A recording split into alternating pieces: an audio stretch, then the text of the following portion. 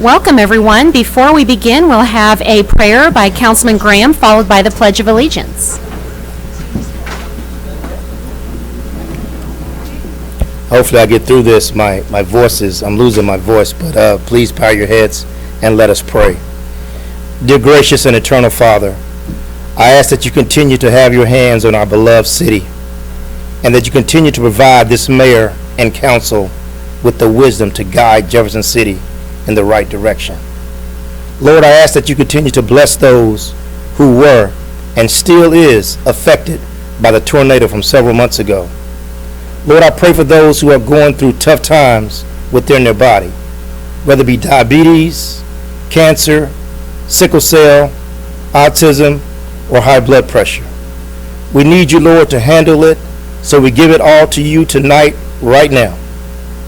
Bless our public safety members and their families. Be with them while they are serving and protecting our city 24 hours a day, even while we are asleep. Lord, I ask you to dispatch your two angels, grace and mercy, all around us. I also pray, Lord, for our country's safety. As we approach Veterans Day, I ask that you bless the soldiers that guard our borders and are fighting on foreign soil so we may enjoy freedom. I ask that you keep those that live here in the United States of America safe from others whose intentions are to do us harm, for being free, for worshiping you, and for allowing people to speak freely. Lord, I want to thank you for the gift of life. Thank you for last night laying down, but most of all, this morning getting up. Father, help us to realize that one of the reasons you allowed us to wake up this morning is so we could try and get it right today. In Jesus' name we pray. Amen. Amen. I pledge allegiance to the flag of the United States of America and to the republic for which it stands, one nation under God, indivisible, with liberty and justice for all. Welcome, everyone. I will now call to order the Monday, November 4th, 2019 City Council meeting. Mrs. Donaldson, roll call, please. Fitzwater. Present. Graham. Here. Hensley. Present. Hussey. Here. Kimna. Here. Mahalovich. Present. Prather. Here. Schreiber. Present. Ward. Here. Wiseman. Present. Item 3, is there a motion to adopt the agenda? So moved. Second. Any further discussion? All in favor say aye. Aye. Any opposed? Motion passes. Item 4, miscellaneous agenda items. We have item A, we get to present the GIS Day proclamation. So we have some of our GIS team here this evening. We'd like to invite them to come up to the podium tonight.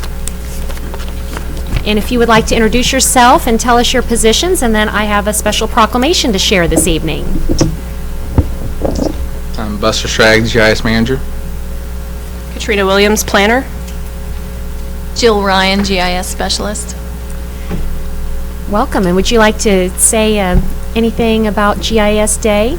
Sure. November 13th is National GIS Day, and it's the one day of the year where people actually might come and look to see what stuff we're doing within the city, because it's a lot of the interaction we have with the public and everyone. It's a website, and so it's really nice for us to kind of interact with users that come to see some of the data that we put forth and see how that information is helping the city move our programs along. And also with our event, we're going to highlight the tornado response to kind of show off all of the coordination that we did with police and fire that night, and as well as the following days that happened after that. So we're really looking forward to demonstrating that to everybody and kind of taking everybody behind the curtain, so to speak, to see how it all went down. So.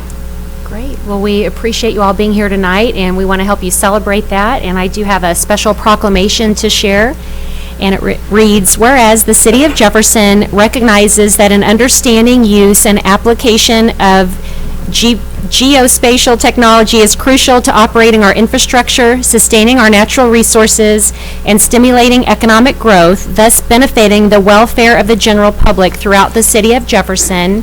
And whereas GIS technology allows us to see and model complex relationships and patterns to more intelligently respond, and whereas there is a need to promote GIS awareness, education, and technical training to use this rapidly developing technology to its full potential, and whereas the City of Jefferson acknowledges and supports those that have chosen GIS as their profession or as part of their profession to improve the lives of our citizens, and whereas having a day of GIS activities open to students, citizens, and government leaders will help promote STEM education and inspire others to a higher calling to use technology for good, and whereas the City of Jefferson is committed to utilizing GIS to inform decision-making and better serve its residents and make useful geographic information open and easily available to the public as a platform for innovation, therefore I, Carrie Turgeon, Mayor of the City of Jefferson, do hereby proclaim November 13th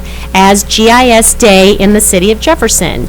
And then we do have the special flyer that you talked about for GIS Day, and that event again is Wednesday, November 13th from 10 a.m. to 2 p.m. in the Police Department Training Classroom at 410 Monroe. And we'll make sure we have this information on our website and the city's Facebook page to promote that. Does council have anything to add or questions? Councilman Mahalovich? I think it's important to note that this is a cooperative between Cole County and the City of Jefferson. I think when we have a resolution tonight or a bill to pass sharing a SQL server. Yes. So also, I know for a fact Buster and I assume the others were unsung heroes during the tornado. I know that they were up to all night practically with the data and working with emergency personnel. And if you haven't seen some of the drone footage where they can slide from old to new to the tornado, it is amazing what you see from the air. Did SEMA fly over? Was that SEMA's role to fly over? Yes, that was SEMA paid for that, and one of the things that we're going to be highlighting is how quickly from Chief Schofield coming over at 4 o'clock that morning asking if we can get a flyover to having an airplane up in the air at 9:30 on Friday morning on Memorial Day weekend, and having that data delivered, signed, sealed, and delivered before I think it was Friday evening when we received the aerial photography. So thank you for your work and the team's work and behind the scenes, and we're proud to have also a great sponsor in Cole County and working with our GIS system. Thank you. Any other questions or comments of council? Well, we appreciate the work that you all do every day, and I don't think we sometimes realize or think about just how much we use GIS information and how very important that is in our everyday lives here in the city, and so we appreciate what you do. So if you'd like to come forward, I'll present the proclamation and we'll get a picture with council.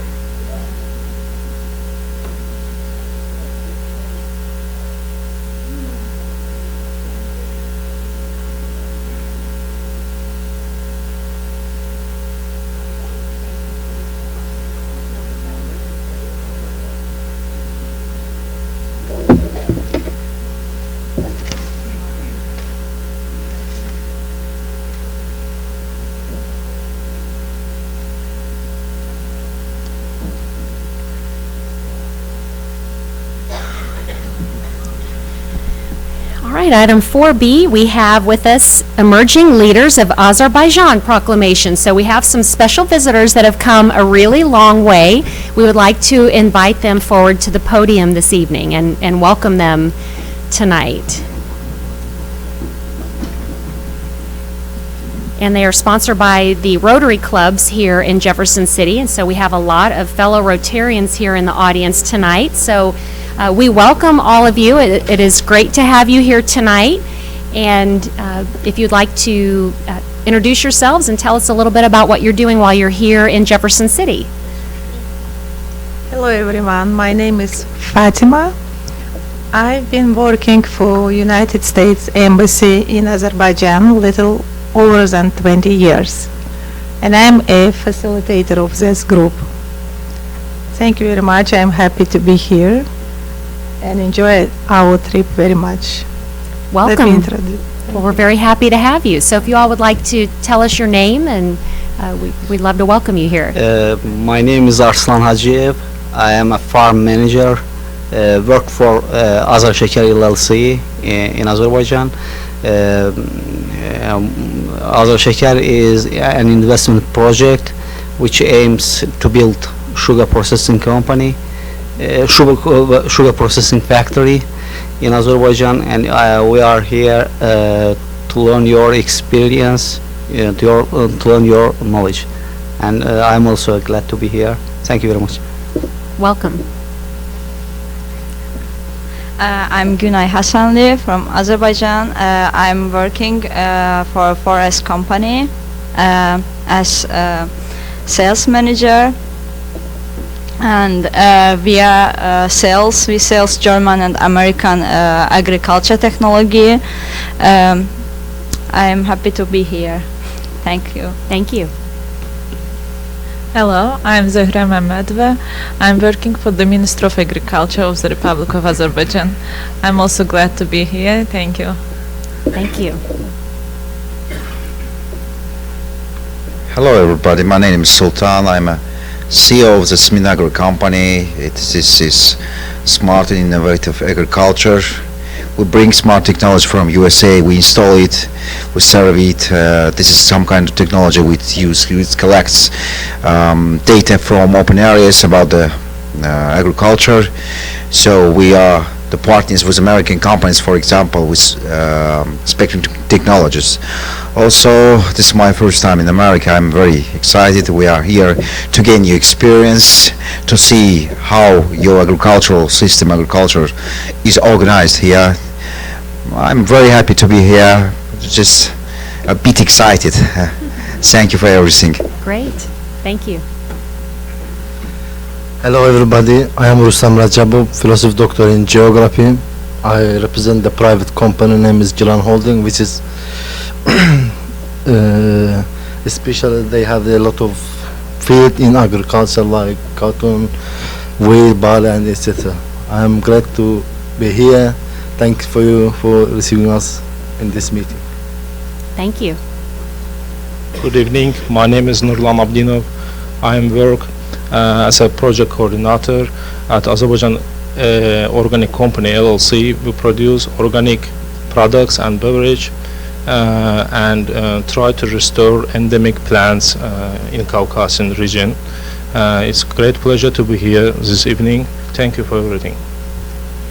Well, thank you. We are glad to have you here this evening, and I have a special proclamation that I'd like to share, and it says, whereas Open World Leadership Center, an independent agency of the United States Congress, sponsors and funds the Open World program, which brings emerging leaders from mostly Eurasian countries to the United States through Rotary international and local Rotary clubs to build opportunities that help find solutions to contemporary issues. And whereas climate change is a global issue that requires collaboration to properly maintain and grow new technologies that assure continued agriculture development, And whereas currently Azerbaijan's agricultural sector is at an increasing risk from higher temperatures, unpredictable rainfall, and natural disasters, soil, forest reserve, and biodiversity losses have also occurred due to climate change. And whereas emerging leaders from Azerbaijan will visit Missouri from November 1st through the 9th to meet and collaborate with agricultural entrepreneurs, researchers, government and academic leaders to discuss issues and methodologies related to climate change and gain new insights and methods to maintain and enhance agriculture development. So therefore, we hereby welcome, on behalf of the City of Jefferson, all of the emerging leaders of Azerbaijan. So we're happy to have you here, and so you're here from November 1st through the 9th. So what are some other things you've done here in Jefferson City? I know you met with Lieutenant Governor. I did hear firsthand from him that he welcomed you all to his office. So we met with some specialists in sorry. I said I'm a big excited, that's why. So we met with some specialists in agriculture field, starting from smart technologies. We visited city agriculture department, so we had a really great and important time there. As we said, we are here to gain new experience, to see how the agriculture field organized here. Also, we visited city organic research center. It was very excited to be here to see how your specialists work in the sector, because this sector also is going to be organized, is going to be in progress in our country. Now we are here to see how you gather together, how you discuss some things here. Even in Azerbaijan, I have never stayed like this behind some really important persons. Really, it's a great opportunity. We are having a great time here. I think I said enough things. Well, thank you for your attention. Your Thanks. English is very good, and we appreciate that. And I have to ask, and we also have Kit from Breakfast Rotary. So have they been to Central Dairy yet? They're being home hosted, and so if they have been to Central Dairy, it's because their host families are taking them to Central Dairy. They tailgated a Lincoln University football game. All right. Today they were at the Missouri Department of Agriculture for the morning and Lincoln University for the afternoon. Tomorrow they're being hosted by Peter Hofherr of St. James Winery for an In the Fields Vineyard tour. And then the Department of Conservation for a fish hatchery tour, and also the sod farm across the way. They're spending a day with Mizzou with their research, 4-H and extension agents. They're spending another day with Lincoln University. It is amazing what Lincoln University has to offer the agricultural community.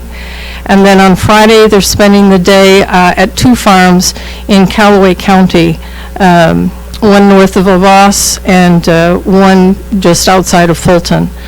So they'll spend a full day in the field doing that. And then at 6 a.m. on Saturday, they leave. So the Julia Prulash, who's the president of the Breakfast Rotary Club, and Angie Kenworthy and Zitula, and I'm sorry, Z, I don't know your last name, put together the grant application, and the team was picked for Jefferson City or for Central Missouri.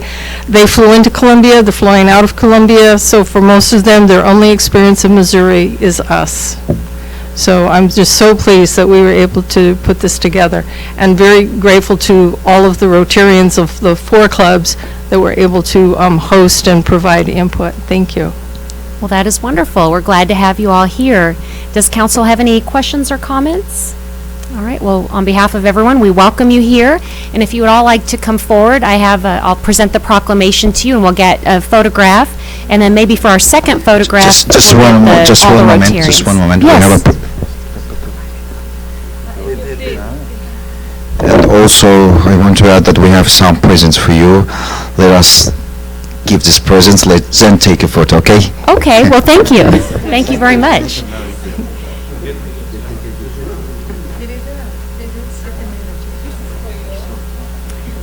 Wow. Now, these are beautiful. Wow. Okay, so what are these? These are some carpet? Traditional handmade carpet?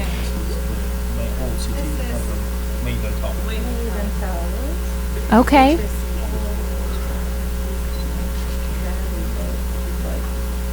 Maiden Tower? Maiden Tower, okay.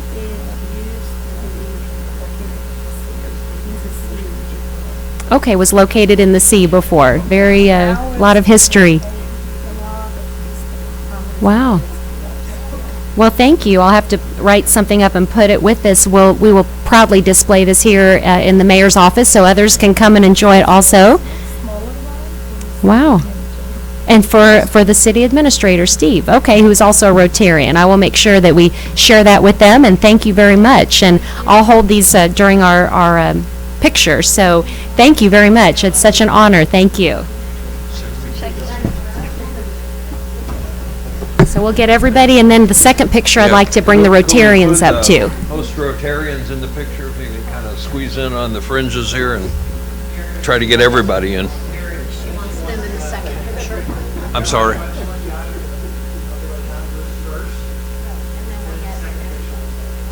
Oh, that'd be fine, yeah, okay. Right. Okay.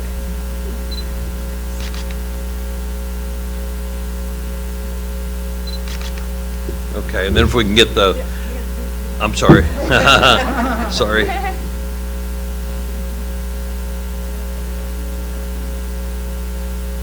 And if we can get the Rotarians in kind of on the sides and everybody squeeze together a little bit, we'll get everybody in there.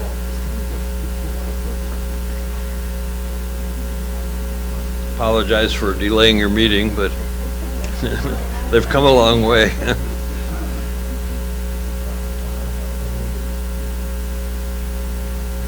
Okay. Yeah, you guys may need to, Yeah, just a little bit from that way, if you can squeeze in a little bit on the ends. I think I can get it. Okay, we got everybody in there.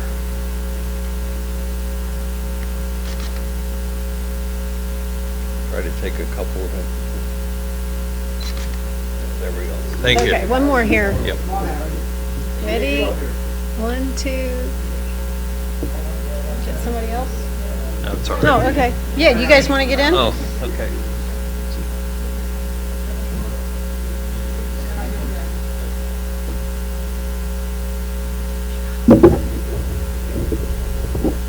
Get that in there. Okay, ready? 1, 2, 3.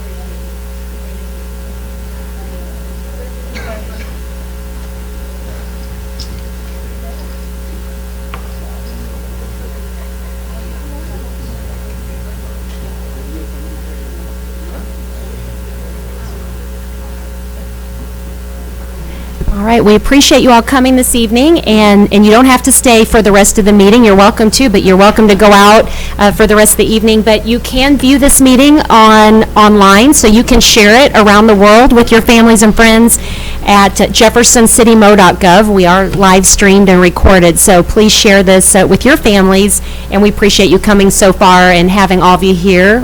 Again, welcome to Jefferson City, along with all the Rotarians. Thank you.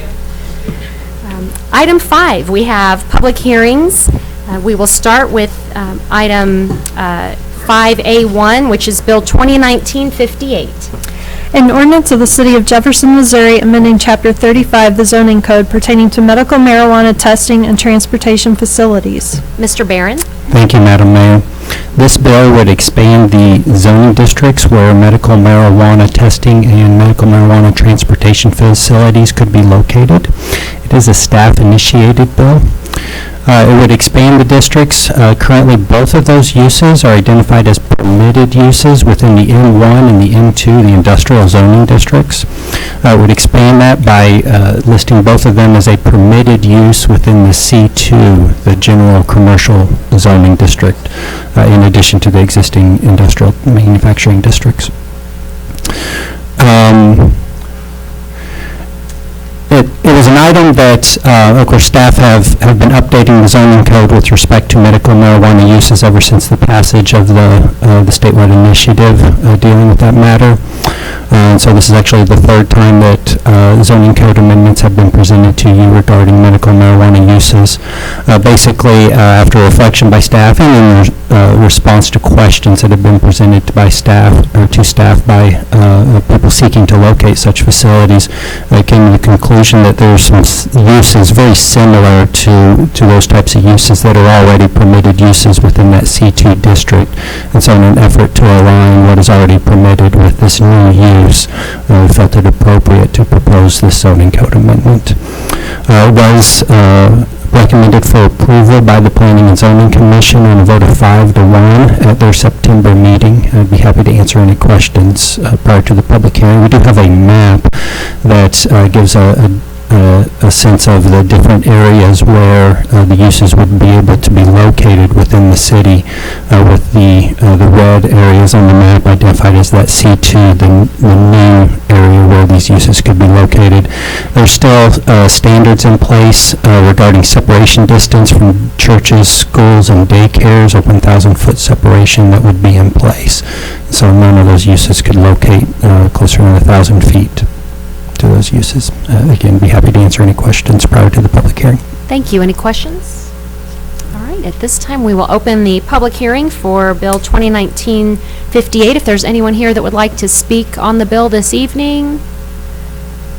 Okay, seeing none, we will close the public hearing portion. We will take up Bill 2019-58. Is there any council discussion or questions or deliberation? Okay, seeing none, roll call, please. Fitzwater. Aye. Graham. Aye. Hensley. Abstain. Hussey. Aye. Kimna. Aye. Mahalovich. Aye. Prather. Schreiber. Aye. Ward. Aye. Wiseman. Aye. Bill passes. Item 6, we have no appointments this evening. Item 7, we have no presentations. Item 8, announcements by mayor, council, and staff. Our committee meetings are listed at jeffersoncitymmo.gov for a full meeting calendar. Does council have any meetings to announce? Councilman Hussey? I would just announce that the next Public Works and Planning Committee meeting is scheduled for Thursday, November 14th at 7:30 a.m. here at City Hall. Thank you, Councilman Hussey. Any other committee meetings or announcements? Councilman Graham? The next safety meeting is scheduled for the last Thursday of this month. Of course, that is Thanksgiving, so we will not have a meeting in November. Okay. Thank you. Any other council announcements? Councilwoman Wiseman? Thank you. Our next administration committee meeting is Wednesday at 7:30 a.m. and we're continuing to discuss charter amendments. Okay, thank you. All right, and I do have a few announcements. I'd like to announce that there is an open house. If anybody would like to view Ivy Terrace, they are looking for developers. That's located at 500 East Capitol, and that is this Wednesday, November 6th. The open house is from 9 to 1:30. The Housing Authority is hosting that for those that are interested in potential redevelopment of that area. So if you do go, there are some guidelines as far as wearing closed-toe shoes and that kind of thing. So you can get information on the Housing Authority's website, which is www.jchamo.org. Again, that's jchamo.org for the Housing Authority. And if you go on their website under latest news and Capitol Avenue, you can see the new properties available for redevelopment. It is very exciting that those homes are now going to be available for viewing, and hopefully we'll have some interest in redevelopment of that. We know that we've had some success with the first few homes that were put out there, so now I believe there are about 6 or so properties, but the one in particular, there's one that will have the open house on Wednesday, and that is Ivy Terrace. So looking forward to that. Another announcement, of course, we know yesterday we all changed our clocks as it was kind of pitch dark when our council meeting started. But if you didn't already, be sure to change your battery in your smoke detector, and remember that your smoke detectors should be replaced every 10 years, right, Chief Schofield? You said it perfectly. Yep. Great. So everybody, if you didn't do that, please check those smoke detectors. They're very important. Also want to congratulate the Helias Lady Crusader softball team. So they are the state champions. So we have extended an invitation to them to come to a future city council meeting. So exciting for them. And I know most of you already have your flu shots. Are there any council members here who have not? What's that face?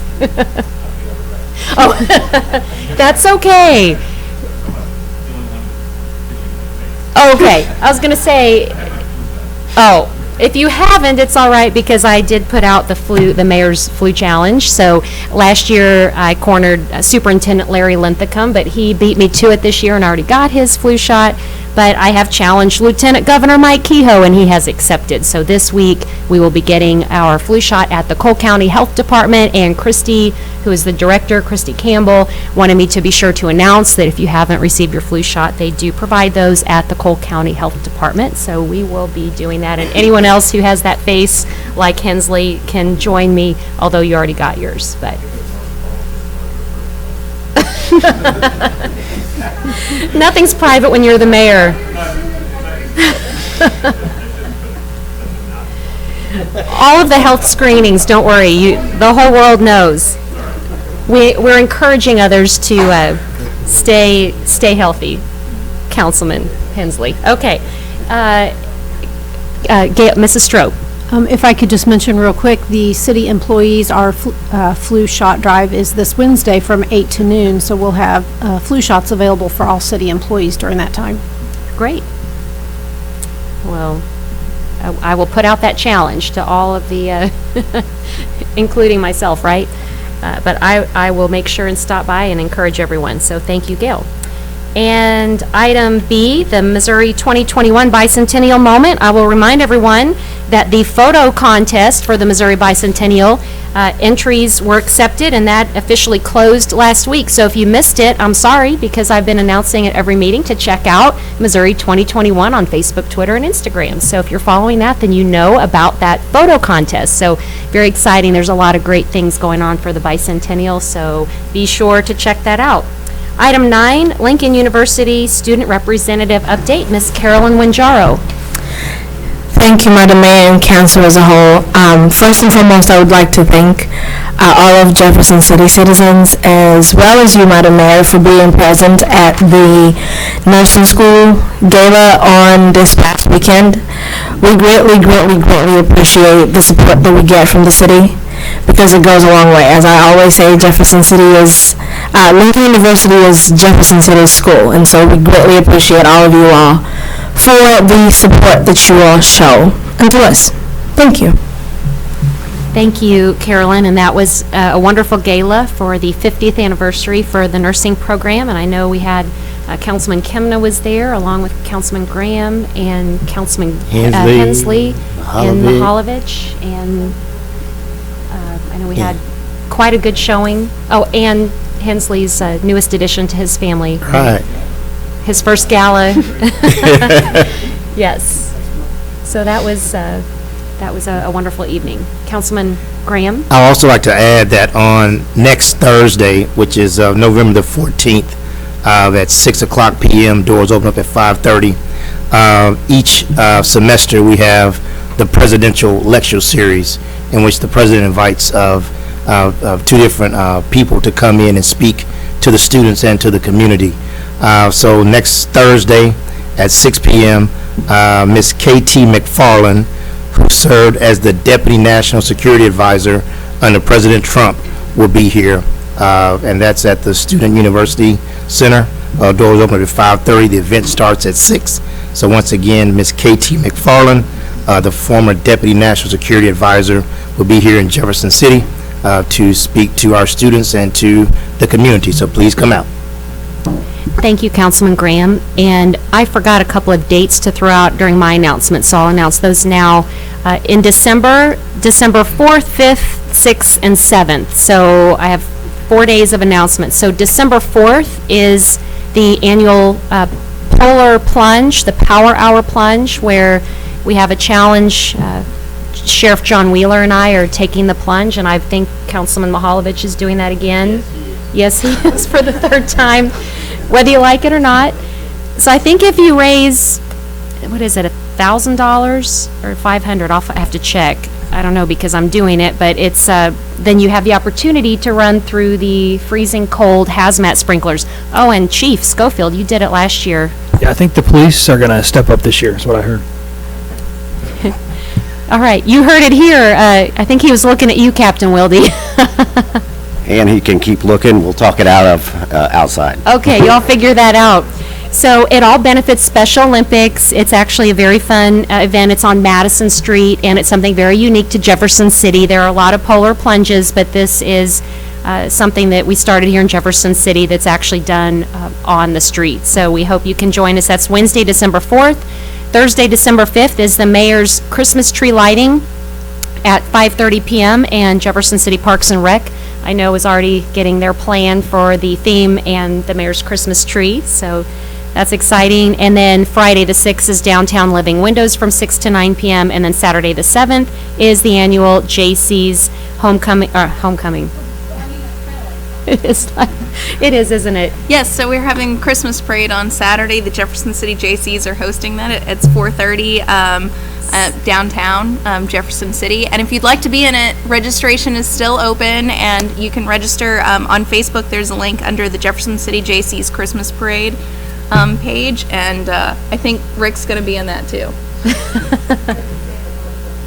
Oh, there you go, if you need Santa. So that is Saturday, December 7th. Okay, we will all be there. Thank you. All right, now, where are we? Item 10, presentations from the gallery on specific bills. We have nobody signed up tonight. Item 11, consent agenda. Is there a motion to approve? So moved. Second. Any discussion on those items? All in favor, say aye. Aye. Any opposed? Motion passes. Item 12, bills introduced, 2019-64. An ordinance of the City of Jefferson, Missouri authorizing the mayor and city clerk to execute an agreement with the Donald R. Rackers Trust dated the 22nd day of January 1981 and the Claire M. Rackers Trust dated the 22nd day of January 1981 and executed by their trustee, Claire M. Rackers, for the purchase of property addressed as 1136 East Dunklin Street. Mr. Marash? Thank you. As clerk indicated, this is for a purchase of property at the corner of Dunklin and Clark Avenue. It's anticipation of our roundabout that's being designed there currently. Purchase price $250,000, and I think the clerk can read off several names that it's listed as, but basically we're purchasing that property. Currently houses the Joshua House Church, and the companion bill is the next one on the list. If you have to answer any questions. Councilman Hensley? Thank you. We haven't formally adopted or approved that plan, though, right? For that construction? For the, not the final construction plan. Typically, it's in the sales tax as a listed project, so after we complete design, purchase the property, then it would be bid for final bid. When was the last traffic study for that the traffic study was adopted by the council. It was about a year ago it was completed. And have we gotten, I assume some of us have gotten Bartlett and West's sort of the final report on the study of solutions that they presented for that intersection? Yeah, it's been in several packets, I know, so. I don't know that it's been in the whole council packet, maybe just maybe Public Works and Planning. Could we all get access? Yeah, of course we could if it's in the Public Works folder. Okay, all right, thank you. Any further questions or comments? And I'd add that we also have an agreement with the county to participate. This is a city-county project. where we selected the preferred option of the roundabout and started pursuing that through a design contract. Thank you. 2019-65. An ordinance of the City of Jefferson, Missouri authorizing the mayor and city clerk to execute a property lease amendment with the Joshua House Church for property addressed as 1136 East Dunklin Street. Mr. Marash? Thank you. As I just indicated, currently this church, Joshua House Church, resides in the property we're purchasing with this previous bill, and so in an effort to accommodate them before the building has to be removed, this would modify the property purchase assigns the lease to the city, so the lease is assignable. They had a lease through August 2020, and so one thing about the lease, though, the property owner was to do all the maintenance on the building. So in an effort to streamline that with the city processes, we're not a property maintenance group. We've modified the lease but kept it through 2020 as original, and modified the cost to $100 per month for the church. And then it could be extended if the project pushes out further, but we anticipate going to construction a few months into 2021. Thank you. Any questions or comments? Okay. 2019-66. An ordinance of the City of Jefferson, Missouri authorizing the mayor and city clerk to execute a supplemental agreement with Cole County for the reconstruction of the Militia Drive Railroad Crossing as part of the Morris Development Project. Mr. Marash? Thank you. So as the clerk indicated, we have a city-county agreement to extend the rail spur to Morris Packaging, 50-50 agreement, and the east side of town on the Algo area. But basically, that contractor is a specialty contractor, does railroad work. And so this agreement would allow us to modify the agreement with the county to do a change order with the contractor to replace the crossing that the city maintains on Militia Drive. The city is responsible for the crossing. The county is responsible for the tracks leading to and from the crossing.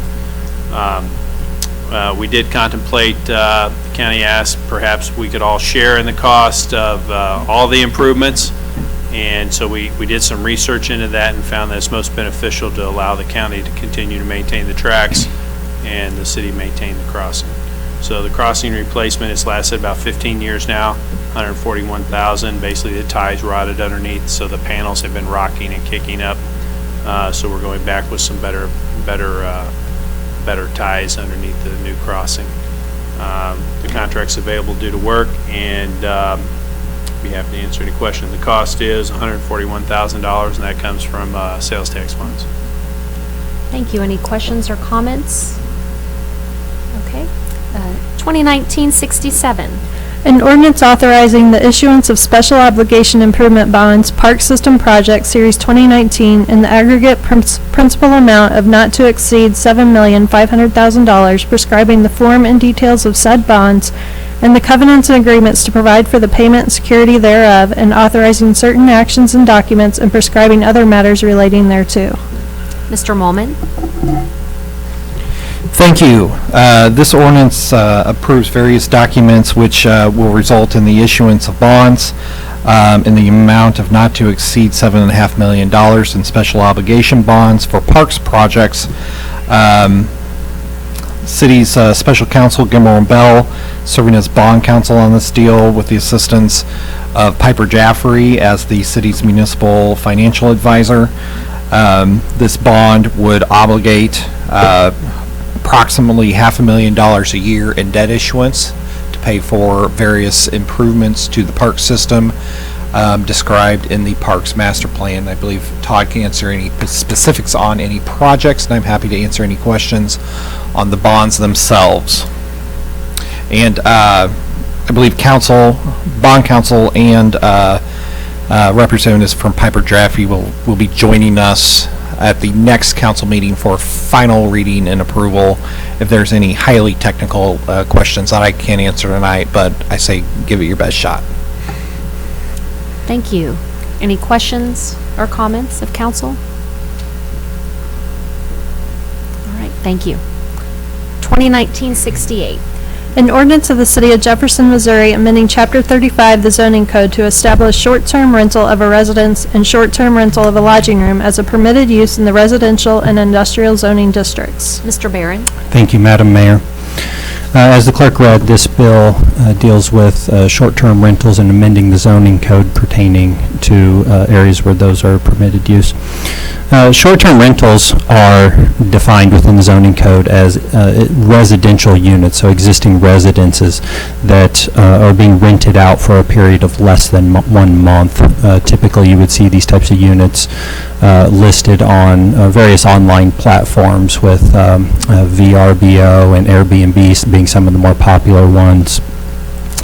But the short-term rental use, back in January of 2018, the City Council adopted the original regulations dealing with this use and inserting them into the zoning code. Prior to that, there really were no regulations in place that permitted that type of use, the renting out of residences for short-term purposes.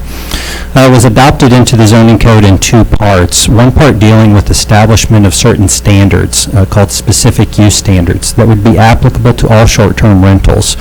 Uses such as how many guests can be present within the residence when it's rented out, making sure that they're not being used for parties and receptions or things like that, making sure they have adequate parking, making sure they're licensed with respect to business licensing and paying lodging tax, and also making sure that they're inspected, particularly with respect to the life safety, the fire inspections and such. That was one part of that insertion into the zoning code. The other part was establishment of a special exception permit review process for short-term rentals, most notably in the residential zoning districts, but also the industrial. And so the special exception permit is a permit that a property owner applies for. It goes in front of the Planning and Zoning Commission, very similar to a rezoning, with a public hearing and surrounding property notification. And then after the Planning and Zoning Commission makes a recommendation, it comes to the City Council for final review and decision. That has been established and within the zoning code for just under 2 years, and in those 2 years there have been a total of 9 applications for special exception permits for short-term rentals processed through the Planning and Zoning Commission and ultimately by the City Council.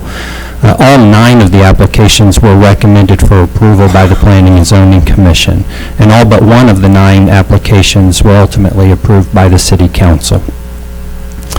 This bill would reclassify short-term rentals from being a special exception use, requiring that special exception permit, to a permitted use within all of the residential zoning districts, and again, also the industrial districts. The main purpose within the industrial districts is that there are existing grandfathered residential units that happen to be zoned industrial or even commercial.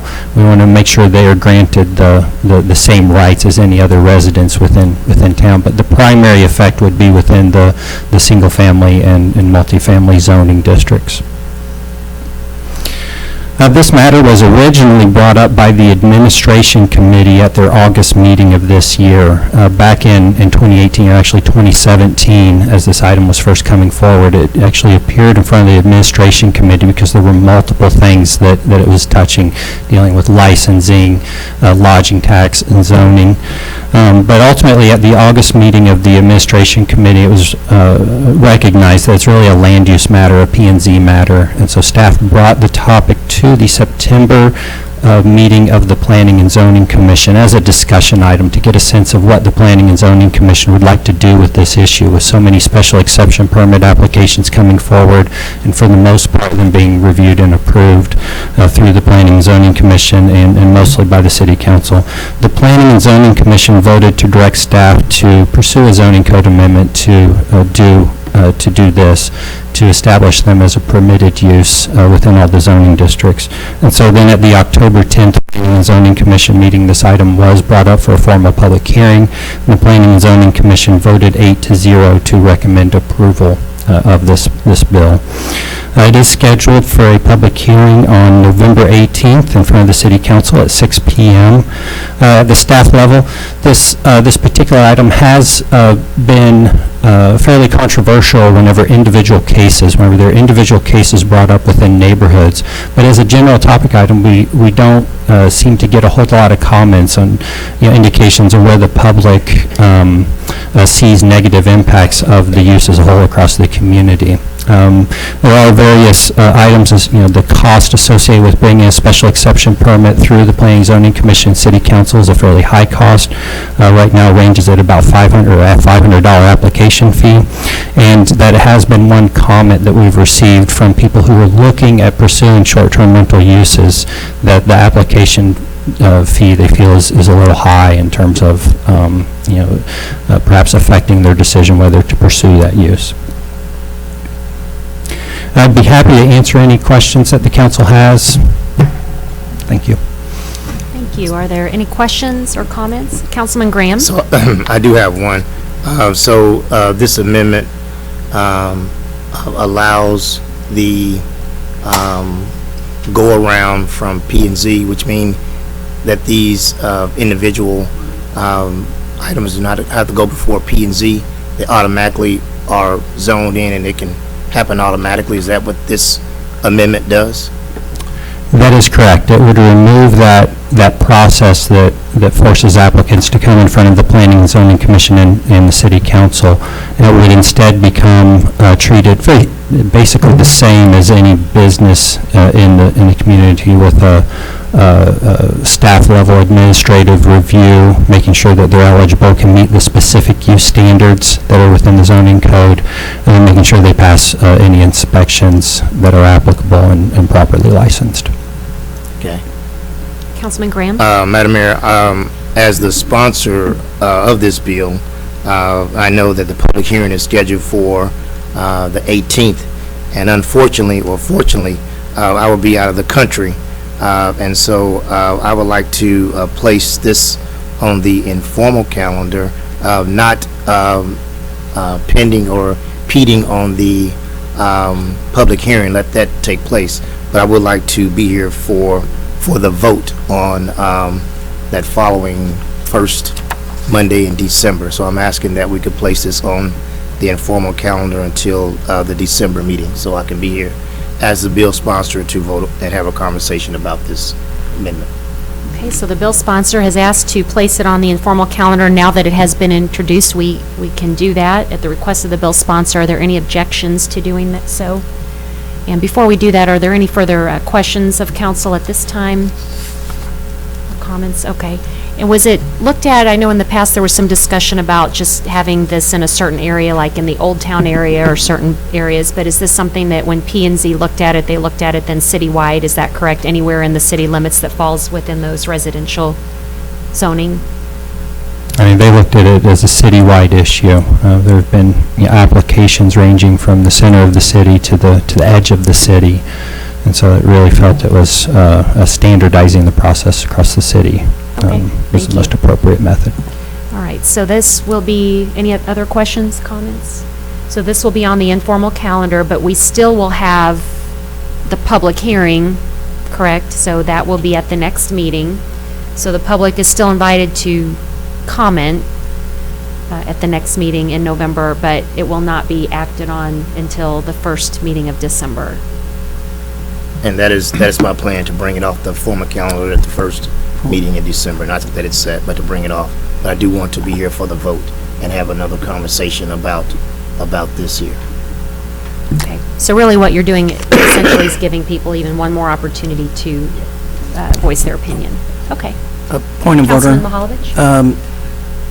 It seems to me if the bill's off the calendar, it's not up for debate or consideration, and therefore we would delay the hearing. The hearing's already been published, and so there's not much point in canceling a public hearing. So you're correct, it's not up for debate or consideration, but there's nothing saying that the public hearing couldn't take place. So as the mayor said, it's just kind of another opportunity for public hearing. We could cancel the public public hearing, but nothing says we have to. So my philosophy is there's no such thing as too much public hearing. So if the council wanted to cancel the public hearing, that would be appropriate, but it's already been published, and so, and there's nothing procedurally that would prevent the public hearing, so. Thank you. I have heard some, at least some comment with regard to this, and there's a balance between protecting property rights and protecting the properties next to the person that has the property. So it's a balance. We heard it in strong debate, and people, as much as we may disagree with their perception of what was going on, it was still their perception and fact to them. So this has created quite a bit of stir in certain communities, certain neighborhoods. So I think we ought to proceed with caution. I certainly encourage people to show up at the hearing. I'm glad that the planners have demonstrated that we have gone from a city council committee to a planning and zoning request to a planning and zoning review, and it passed them. So it's been available to people to have comment on. So in that regard, I feel really good about it. I'm not sure there isn't some tweaking to be done. I'd be curious if do we have any correspondence that have come from the public? We do not have any correspondence on this item. We had one person speak at the public hearing at the Planning and Zoning Commission. Actually, someone who was looking at starting a short-term rental, so was speaking in favor of it, and that's the only public comment or correspondence we've received. Very good. Okay. Any further comments? All right, thank you. 2019-69. Amending the 2019-2020 budget by changing the position, title, and pay grade of a mechanic position to mechanic supervisor in the Parks and Recreation Department. Mr. Spalding. Thank you, Mayor. We have just a couple of positions we'd like to get cleaned up. This first one is due to some increase in responsibilities, autonomy over the last 2 years, as this is the same case in the next one. We would just recommend going from a grade 16 to a grade 17. As with the next one, we worked with the Human Resources Department with the job description questionnaire, and they made the suggestions that we agree with. So, thank you. Thank you. Any questions or comments? Councilman Graham? Yeah, like I said, unfortunately, I won't be here at the next meeting. What's the financial impact that will be added to the budget with these positions? Neither of these two will have any effect on the budget. They're already in that range. It's just a title for this first year. Next year, there'll be certainly a change. Do we know what it might be next year? They'll just get to go along the grades. To the grade 17? Yeah. Mm-hmm. Okay. Thank you. You're welcome. Further questions or comments? All right, 2019-70. Amending the 2019-2020 budget by changing the pay grade of the senior management analyst position in the Parks and Recreation Department. Mr. Spalding. Thank you, Mayor. This one also does not require a name change, but it will. We are asking to go from a grade 18 to a grade 19. This position is a fairly new one in our department, and we've seen quite a change in what this person has done in the last 2 years. Again, there's no fiscal impact to this one as well. Okay, any questions or comments? Okay, 2019-71. An ordinance of the City of Jefferson, Missouri, amending Chapter 18, miscellaneous provisions and offenses related to controlled substances. Mr. Mullman? Thank you. This ordinance amends the city's criminal code to address the issue of medical marijuana. It would allow for possession of medical marijuana by qualified patients under the strictures of the Missouri Constitution, and allow for possession and use of drug paraphernalia by those who are entitled to possess medical marijuana.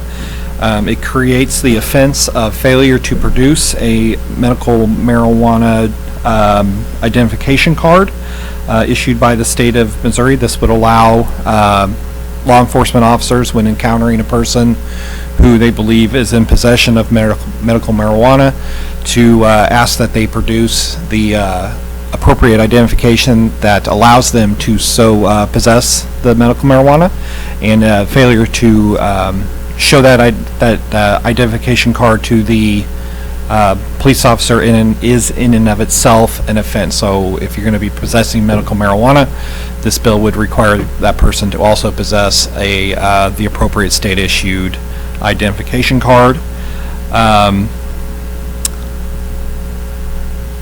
It addresses disposal of medical marijuana so that medical marijuana is not disposed in an uncontrolled disposal container, that it either be disposed in a manner that is controlled or disposed at a medical marijuana facility, so that way unauthorized persons don't have access to it through that means. Also establishes rules for residential cultivation, primarily to make sure that residential cultivation operations are not impacting neighbors, and also provides that persons that are engaging in residential cultivation provide notification to the city clerk, so that way the city knows where medical marijuana is present on the property, and so that way law enforcement can have an appropriate response or no response if there are reports of medical marijuana on the property. Also declares the smell or noxious odors from use of medical marijuana to be a public nuisance, so that way if it becomes a problem that the city has a means to ask the courts to address those types of public nuisances. Then finally it establishes rules for transportation of medical marijuana, essentially saying that if you're going to be traveling with medical marijuana, that the appropriate original packaging or identification of the substance is accompanying the medical marijuana, and also that medical marijuana is transported by the appropriate persons. Any questions or comments? Thank you for that description there. Councilman Fitzwater. I had a couple questions. On page 2 of the bill, up the top under identification card, the last line says, or a similar card issued by another state. These laws vary all across the country. Are folks held accountable to Missouri law or the law from the state where they have that issued card?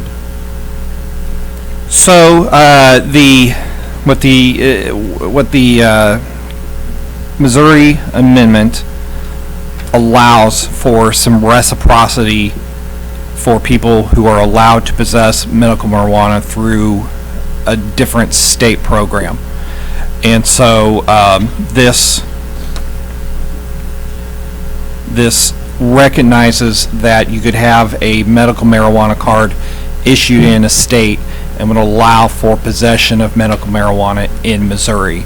But while in Missouri, a person would be subject to the laws of the state of Missouri. It just essentially recognizes that someone can be authorized to possess medical marijuana through a process in another state, but once you're in Missouri, you have to follow Missouri law. Seems to me like that opens up some challenges for law enforcement trying to... I completely agree. So the General Assembly did not really address medical marijuana in the last General Assembly session, and so we are left with what is set forth in the state constitution. And while it is fine as a constitutional regime, and some of the rules by DHSS go along with it, there is a hole in state law, and I agree this is one of those holes, and this is our best attempt to try to fill that hole. I believe that the state constitution mandates that someone who is authorized to possess medical marijuana through another state can do so in this state. This tries to help in that regard to make sure that someone that is possessing medical marijuana in Missouri at least has some sort of state-issued identification showing that they do have the right to possess medical marijuana. But I agree, there's a big hole that I'm not sure that Jefferson City Code can fill, and that we're really going to need some input from the state legislature at some point in time. So this is kind of our best attempt to both honor the constitutional requirements, but also give law enforcement some sort of mechanism to make sure that those who are possessing medical marijuana within the city borders are at least doing so on terms that are similar to those that are imposed on people who are Missouri state medical marijuana card holders. A couple other questions. All the way at the bottom, it says in the last line, in any amount approved by state law. Is that Missouri state law or wherever their card? It would be under Missouri state law. So on the next page where it has several times by state law, that's Missouri state law? Always Missouri state law. Then the last There's case law, so I see how you would think that is vague. There's case law that says whenever an ordinance says state law, it refers to Missouri state law. So that's built into that word. We could address that and make it more clear, but the case law supports that when we say state law, we mean Missouri state law.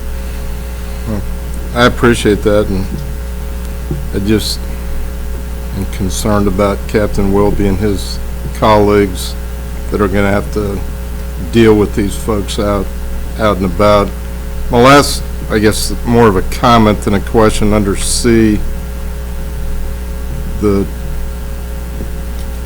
small I termed directly, are we really going to regulate how someone travels from point A to point B? Let me find that, sorry. Well, it just says term directly shall mean the shortest possible practical route from the facility to the permitted designation or destination without any voluntary detours or additional stops. So that would be kind of up to law enforcement to use that. I think that is an appropriate tool that's been adopted in some other Missouri cities.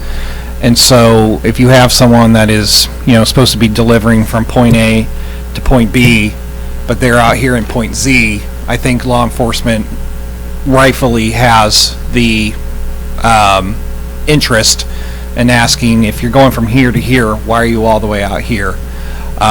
So I'm not sure if that's something that is going to be actively regulated in kind of like a paperwork form or something like that, but I think this gives law enforcement a tool to use that if they see something that is suspicious, that they can follow up on that. I think that there is a concern about kind of black market and gray market and legal substances being diverted to the illegal market, and I think that is one of those tools that can help address that if someone is going way off course when they're supposed to be making a fairly direct delivery. So, but law enforcement may have some additional comments on how that could be used, but essentially that's the driving factor behind that type of regulation is making sure that if something unusual is appearing to law enforcement, that they have a means to follow up on that and investigate it. Well, I appreciate that. My hat's off to law enforcement as you try to interpret this. Thank you. Any further questions or comments? All right. 2019-72. An ordinance of the City of Jefferson, Missouri, amending Chapter 17, Licenses, Taxation, and Miscellaneous Business Regulations related to medical marijuana facilities. Mr. Molman. Thank you. So this bill, also related to medical marijuana, sets forth new regulations in the city's business licensing code to deal with medical marijuana facilities and the operation of medical marijuana facilities. Essentially, it sets forth a requirement that medical marijuana facilities obtain a city business license. It sets that license fee at $350. That license fee is within the range of business license fees that we charge to other types of businesses. It is on the high end, but law department believes that it is justified based on the kind of extended regulatory scheme that this ordinance sets forth. This business license requires that medical marijuana facilities maintain their license and certification with the Missouri Department State of Health and Senior Services. If for whatever reason its state certification or license is lost, that would automatically be grounds for revocation of a business license here in the city. It does set up some guidelines for operation of medical marijuana facilities. Particularly, it does set forth essentially a blackout hour for medical marijuana dispensaries. Dispensaries are the retail function of medical marijuana, and this ordinance sets forth that there are no sales between the hours of 7 p.m. and 6 a.m. This does not allow for unauthorized marijuana on the premises of medical marijuana, so the state sets forth a regulatory scheme, essentially that medical marijuana in Missouri be grown, cultivated, licensed, manufactured, and then sold in Missouri. So once again, trying to separate the legitimate market from the gray or black market. Sets forth rules on who can sell and purchase medical marijuana. Sets forth that medical marijuana facilities, the property not be used for illegal purposes.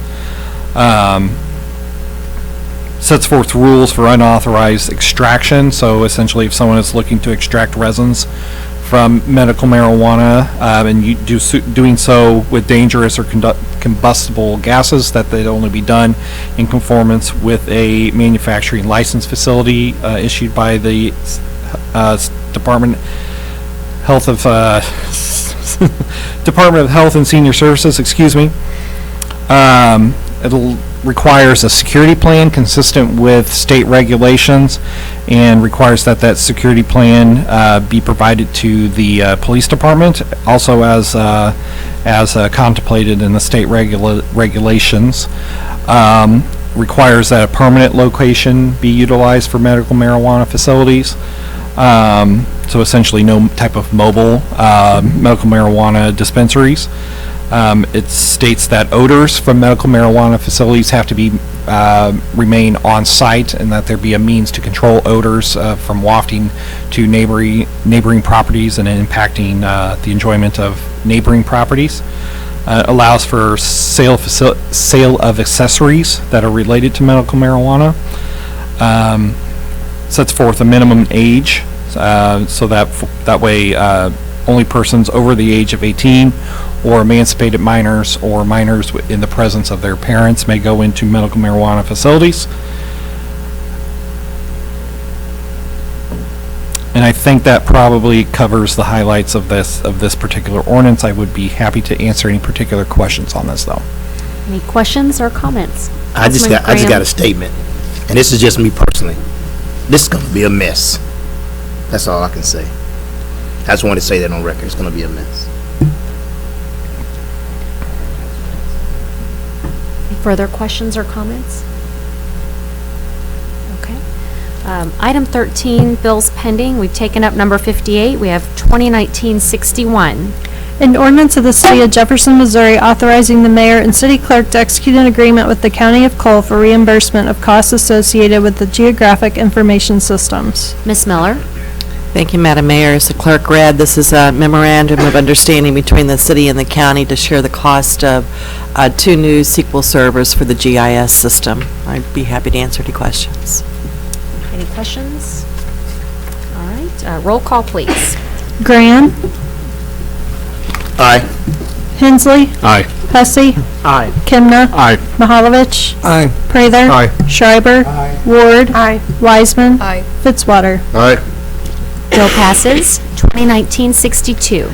An ordinance of the City of Jefferson, Missouri amending Section 19-401 Motor Vehicles and Traffic Schedule V accessible parking spaces of the Code of the City of Jefferson by the addition of portions of Broadway Street. Mr. Marash? Thank you. As clerk indicated, this would add some additional handicap parking on Broadway Street. It's near St. Peter's Church. The item was discussed at the Transportation Traffic Commission, and St. Peter's agreed to build a compliant ramp next to these spaces. They completed that work, and this would sign those spaces as handicap. Any questions or discussion? Roll call, please. Hensley. Aye. Hussey. Aye. Kimna. Aye. Mahalovich. Aye. Prather. Aye. Schreiber. Aye. Ward. Aye. Wiseman. Aye. Fitzwater. Aye. Graham. Aye.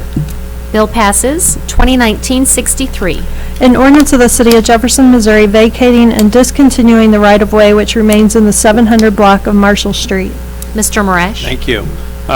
During preparing the plans for community park upgrade, some property cleanup issues, and so by vacating Marshall Street, to get the driveway essentially to the park in the park's hands, it wouldn't be on right-of-way any longer, so be happy to answer any questions. This bill would vacate that right-of-way.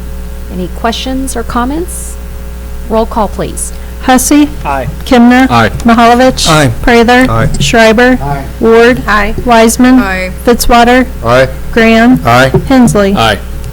Bill passes. Nothing on the informal. Item 15, resolution RS 2019-14. A resolution authorizing the City of Jefferson to file an application with the Missouri Department of Natural Resources State Revolving Fund Program for loans under the Clean Water Law.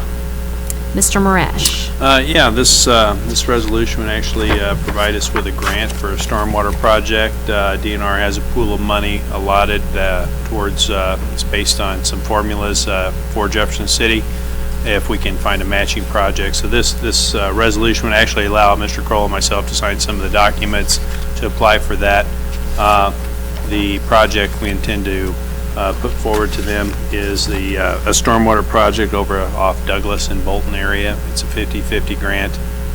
We've done a study in the recent past about this area, had some flooding concerns, and we believe this would make a good project for that grant.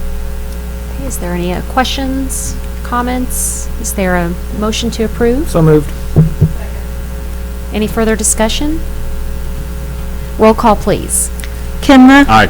Mahalovich. Prather. Aye. Schreiber. Aye. Ward. Aye. Wiseman. Aye. Fitzwater. Aye. Graham. Aye. Hensley. Aye. Hussey. Aye. Resolution passes. Item 16, presentations from the gallery on other topics. We don't have anyone signed up this evening. Item 17, council and staff discussion of presentation topics. Item 18, new business. Item A,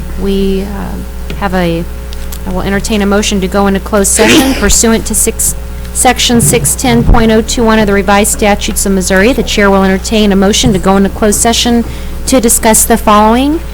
Item I, legal actions, causes of action or litigation involving a public governmental body, Section 610.021.1. Is there a motion to approve? Second. Roll call, please. Mahalovich.